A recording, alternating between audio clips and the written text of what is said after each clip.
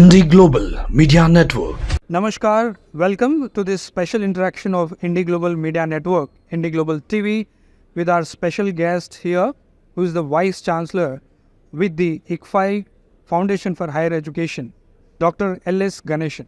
Thank you, sir, for joining us. We are at the 98th annual meet of Association of Indian University, and your institution is hosting this. What importance does it hold to hold it in Hyderabad, and how do you see? The first point is that being a conference of all vice chancellors, many of whom are present in person, I understand it's over 250 vice chancellors in person and several others in the online mode. I think it's a great conference from the point of view of Indian higher education. Okay, this is point number one. Point number two, which is important, is India still has to ramp up the investments in education totally. I'm talking from primary to higher education considerably, because we are below global average. We are hardly touching 3% of GDP for education, nudging 3%. And that, according to global standards, is way below the mark. So conferences like these, especially with leaders of our institutions, can be an influencing factor to nudge the government of India to look very carefully at higher education and see how much of allocations can be made to the education sector as a whole, and not only the higher education, because I believe personally, it's my personal view and not my institution's view, that we need to concentrate very heavily on primary education, which is the foundation of all education, formal education. Okay. Yeah. And then, of course, there are many other things happening. As of now, the financing seems lopsided a bit, if I may say so, So there are institutions which need that. So the conference itself is a influencing factor. Of course, there is a prestige associated with the conference, that it is happening in a vibrant city like Hyderabad, which is clearly changing in a very constructive manner. Okay. I'm stating this because there are other wonderful cities in India which are finding their limitations now, And if I may, it's not fair for me to name any of them. There are wonderful cities which are suffering from water shortage, drinking water shortage, Yeah. And many companies are also now asking the question, what are we doing here? Hyderabad, fortunately, seems to be very correctly positioned. And according to me, I'm sharing with you, the Hyderabad airport is the finest airport in India. I've traveled a lot, and it is a very nice thing to bring all these vice chancellors to Hyderabad as a city and give them some of the charm of Hyderabad. I'll put it that way. So that's from the socio-cultural angle, if you want to place it. But I told you all the three, from the national angle, percentage of GDP, from the influential angle, from the socio-cultural angle. These are three important points. Great, sir. Amazing. I also saw you in the inaugural speech of yours. Yeah. You brought those quotes, and you also displayed those books from which it has come out. Yeah.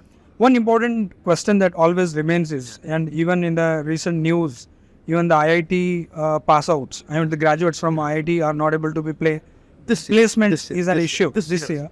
Where is the skill gap that's lying? And another additional question to that is, universities are said to be playing a very important role in terms of creating opportunities and creating an ecosystem for startups. Of course, the skilling, the skilled students are taken on board by the companies.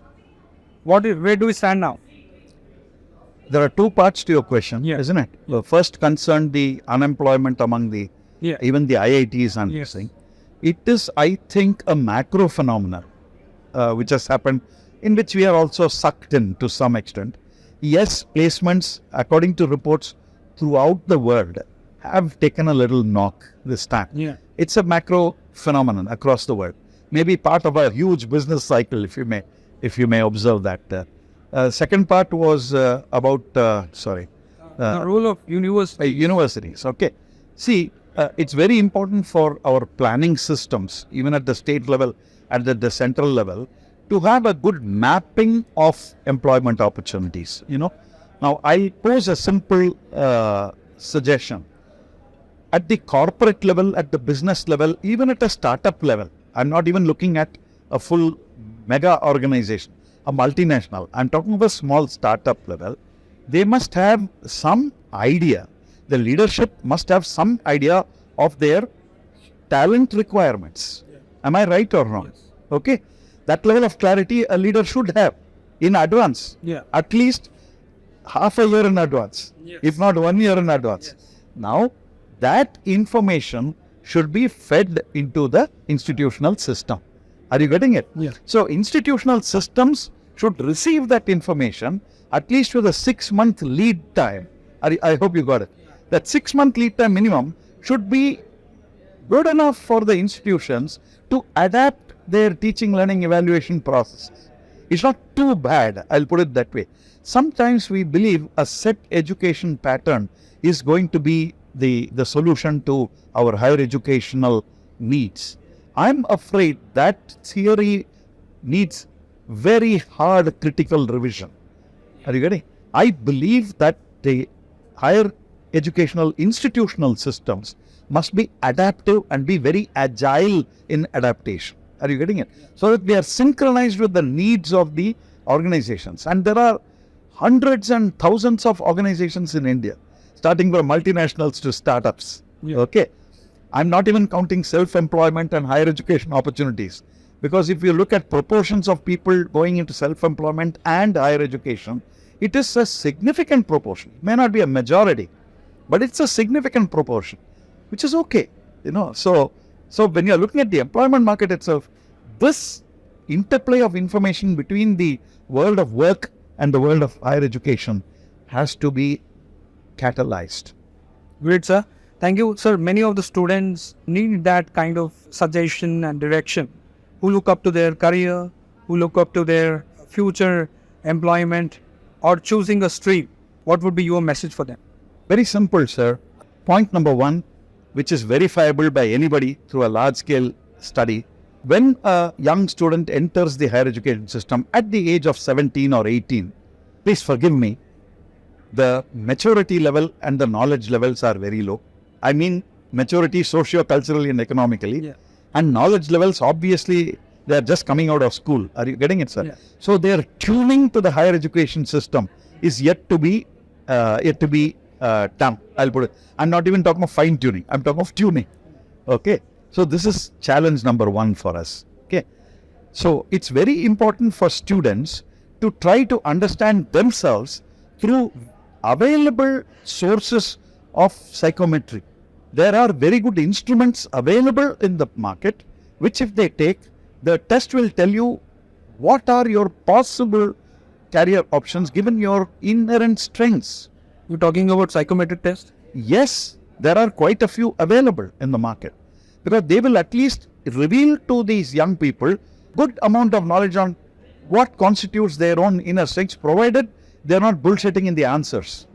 Because it will be a garbage in, garbage out system. You put in garbage as the answer, you will get out garbage as the answer. So if you're truthful, it's okay. This will give a pointer to what kind of education they should take. Then it is possible that they may align well to that education. Blindly everybody going into AI, ML, cloud computing, cyber security, okay, it's fine. It might give you economic stability in your life. But I can assure you that psychologically that individual at a subconscious level will have a problem for many years. If somebody is doing something which they fundamentally are not tuned to, it will have a negative effect on that person and a sense of peace and good health. Thank you very much, sir, for joining us. I personally enjoyed your talk in the inaugural session. Indie Global Media Network, taking innovation, collaboration and growth to the forefront.